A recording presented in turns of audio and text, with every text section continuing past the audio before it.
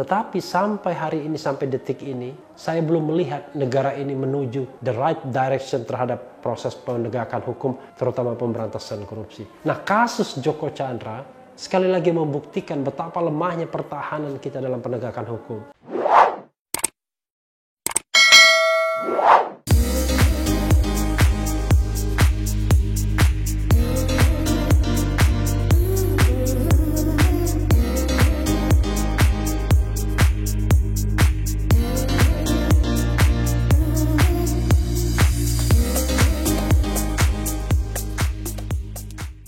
Kita saksikan bersama diduga yang menggunakan baju oranye. Tangkapin ya. Ya. Yang mana nih? Hilang. Dengan ini Joko Chandra dinyatakan tiba di Indonesia, dijemput langsung oleh Komjen Listio Sigit, Kabar Reskrim, tepat pada pukul 22:48 waktu Indonesia Barat. Joko Chandra tiba mendaratkan kakinya di Bandara Halim Perdana Kusuma sudah menggunakan baju oranye. Assalamualaikum warahmatullahi wabarakatuh, Sobat RH sekalian. Jumpa lagi kita di channel yang keren ini, Keren Cadas. Masih dalam suasana Idul Adha, saya ingin mengucapkan selamat Hari Raya Idul Adha 10 Zulhijjah 1441 Hijriah. Mohon maaf lahir dan batin, dan semoga pengorbanan kita selama ini di jalan yang lurus tentunya mendapatkan pahala dari Allah Subhanahu wa Ta'ala, mendapatkan ganjaran yang setimpal. Dan pada momen seperti ini kita berefleksi. Tetapi ini ada berita yang luar biasa. Tapi sebelumnya saya ingin mengumandangkan takbir. Allahu Akbar, Allahu Akbar, Allahu Akbar. La ilaha illallah, Wallahu Akbar. Allahu Akbar walillahil hamd. Ya, Sobat RH sekalian, itu tadi takbir dari saya karena ini adalah suasana Idul Adha, dan kita tahu Idul Adha memberikan ruang yang banyak untuk kita bertakbir. Karena tidak hanya pada hari H Idul Adha-nya 10 Zulhijjah, tapi juga 11, 12, 13 hari tasyrik ya. Jadi lepas asar pada hari ke-13 masuk maghrib tidak boleh lagi mengumandangkan takbir. Tapi lumayan juga 4 hari. Beda sama Idul Fitri di mana takbir dibatasi. Setelah khotib naik ke mimbar, lalu kemudian membacakan khutbah setelah sholat Idul Fitri. Setelah itu tidak boleh lagi ada takbir. Ini perlu kita takbir juga, bertakbir kepada Allah Subhanahu wa Ta'ala karena Joko Chandra ditangkap ya. Ini berita hangat ya dari fifa.co.id. Buronan kasus pengalian hak tagih Bank Bali Joko Sugiarto Chandra alias Joko Chandra ditangkap tim dari Badan Reserse Kriminal Polri Kamis 30 Juli 2020. Joko ditangkap di Malaysia. Penangkapan ini dipimpin langsung oleh Kabar Reskrim Komjen Listio Sigit Prabowo. Nah, ini luar biasa ya, prestasi dari Komjen Sigit. Pasca ditangkap, Joko Chandra langsung dibawa ke Indonesia untuk menjalani proses hukum. Betul, kami sedang berangkat menuju Halim, ucap Listio saat dihubungi wartawan. Berdasarkan informasi yang dihimpun, pesawat yang membawa Joko Chandra akan mendarat di Bandara Halim Perdana Kusuma, Jakarta sekira pukul 22.00 waktu Indonesia bagian Barat dari Malaysia. Diketahui Polri telah menetapkan status tersangka kepada pengacara Joko Chandra, Anita Kolopaking.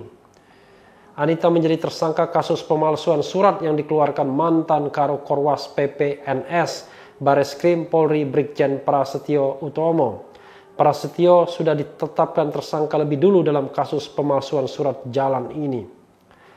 Sementara Joko Chandra diketahui berada di Malaysia. Luar biasa ya, akhirnya tertangkap juga ya. Jadi sepandai-pandainya tupai melompat, akhirnya jatuh juga. Joko Chandra ini lama sekali, kalau tidak salah kasus Bank Bali ya, pengalihan hak tagih itu terjadi pada tahun 1999 dan ini tahun 2020, jadi sudah berbilang 21 tahun. Luar biasa ini. Tahun 1999 kelahiran putra kedua saya, Novel Fikri. Dan saya waktu ketika menjadi wartawan, Sobat Era sekalian, sempat beberapa kali membuat report tentang Joko Chandra. Jadi memang licin orang ini ya. Dan lebih licin lagi karena dia bisa mengelabui banyak aparat di Republik ini ketika dia datang ke Indonesia membuat EKTP elektronik atas nama dia ya, lalu kemudian bisa mendaftarkan peninjauan kembali, lalu kemudian bisa mendapatkan surat jalan sebagai konsultan Polri dan lain sebagainya. Benar-benar mencoreng muka penegak hukum ya. Dan selalu saja ada orang-orang yang bersedia untuk membantu perbuatan seperti ini. Seperti misalnya mereka yang sudah ditetapkan sebagai tersangka walaupun ada azas praduga tak bersalah. Anita Kolopaking lah, kemudian Brigjen dari Mabes Polri lah ya. Jadi memang susahnya penegakan hukum di Indonesia adalah ketika banyak orang bersedia membackup orang-orang yang punya uang, orang-orang yang punya kepentingan, orang-orang yang punya kekuasaan. Padahal mereka adalah penegak hukum yang harusnya komit terhadap proses penegakan hukum. Seorang pengacara sekalipun tidak boleh membela kliennya kemudian dengan cara melanggar hukum. Dia membela kliennya tetap dengan kode etik, tetap dengan proporsinya. Ada dulu juga pernah seorang lawyer disidangkan karena dianggap membuat skenario kesaksian palsu, ya, merekayasa. Jadi banyak sekali kasus-kasus seperti itu. Masa sih hanya soal uang saja kemudian semuanya mau dilakukan? Ya pasti uang banyak sih. Jadi memang tidak gampang, tidak tergoda dengan finansial itu. Tapi kita harus membiasakan diri ya untuk bertahan dari godaan, dari gempuran finansial yang luar biasa. Kalau bukan seorang Joko Chandra yang uangnya banyak ya, barangkali sudah lama dia bisa ditangkap. Tapi karena ini orangnya selain licin juga dilindungi atau katakanlah bekerja sama dengan aparat-aparat yang menyimpang, jadi sulit kemudian untuk menangkap dia. Nah mungkin karena ini special task ya, jadi mau tidak mau harus diketahui di mana dia dan harus ditangkap. Karena kalau tidak pemerintahan Jokowi itu akan tercoreng arang di mukanya. Begitu mudahnya sistem pertahanan kita diaduk-aduk ya. Saya mengatakan pertahanan dalam tanda kutip. Yaitu sebuah sistem di mana kita bisa melakukan sebuah penegakan hukum yang solid, yang tidak bisa membiarkan orang berlalu lalang padahal dia sedang dalam status buronan. Bayangkan, harusnya mereka pergi ke luar negeri yang paling jauh pun masih bisa kita kembalikan seperti Nazarudin. Ini tidak, orangnya kembali lalu kita tidak bisa menangkapnya. Untung kemudian bisa ditangkap di Malaysia sebagaimana berita terbaru ini. Sehingga arang yang tadi tercoreng bisa dihapus. Tapi ini harus menjadi pembelajaran bagi kita semua. Betapa banyak soal-soal seperti ini terjadi di Republik ini. Di mana orang yang berduit bisa membeli hukum. Bisa membeli proses penegakan hukum. Karena itu, ya saatnya. Lagi-lagi saya meminta Presiden Jokowi untuk benar-benar memperhatikan yang namanya law enforcement penegakan hukum. Sejak 2017 saya sudah komplain mengenai penegakan hukum di Indonesia. Pembangunan ekonomi pada waktu itu, terutama pembangunan infrastruktur luar biasa, konsolidasi politik luar biasa. Tapi law enforcement so long time susah. Dari semua agenda reformasi yang penting, saya mengatakan satu soal ini yang sampai sekarang tidak bisa kita lakukan secara baik, yaitu penegakan hukum. Terutama penegakan hukum yang terkait dengan tindak pidana korupsi, termasuk juga suap, kong kali kong dan lain sebagainya. Dan ini memprihatinkan, karena saya yakin, saya percaya bahwa korupsi adalah sumber masalah yang paling akut di Republik ini yang mempengaruhi sendi-sendi kehidupan lainnya, termasuk juga politik itu sendiri. Kita bicara tentang election misalnya, pemilihan, tapi korupsi sudah merusaknya. Korupsinya di mana? Ya suap. Suap kepada penyelenggara pemilu, suap kepada masyarakat berupa vote buying, kemudian suap kepada partai politik berupa candidate buying. Jadi praktik-praktik koruptif itu terjadi di sebuah lini. Tidak heran kalau kita masih menjadi negara dengan tingkat korupsi yang paling tinggi. Poin kita kalau tidak salah baru 39. 39 itu tergolong negara korup. Memang tidak sangat korup, karena sangat korup itu 0 sampai 25. Tapi 26 sampai 50 masuk negara korup.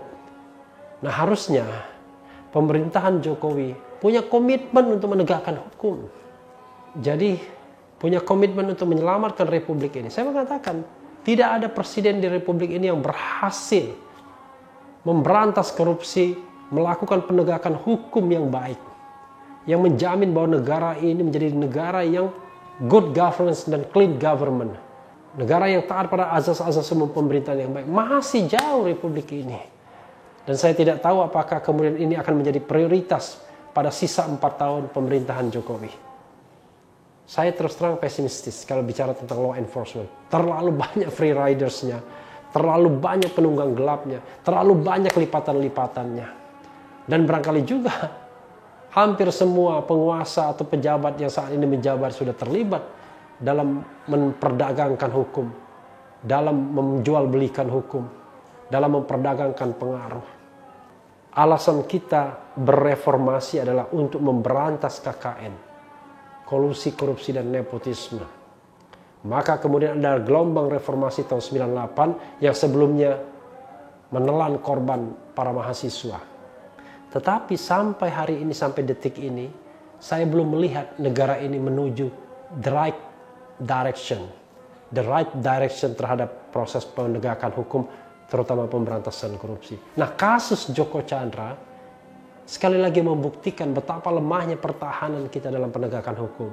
Betapa lemahnya aparat kita. Nah, untung sekarang ini karena sorotan masyarakat dengan kesungguhan, Kabar Reskrim langsung memimpin proses penangkapan terhadap Joko Chandra. Mudah-mudahan ini menjadi starting point untuk kita lebih baik lagi, agar kemudian ada harapan, ada cahaya di ujung tunnel sana, bahwa negara ini akan bisa bersih dari korupsi suatu saat, akan bisa bersih dari aparat-aparat penegak hukum yang nakal, yang berkong kali kong dengan para pemilik modal, mereka yang korupsi atau para koruptor.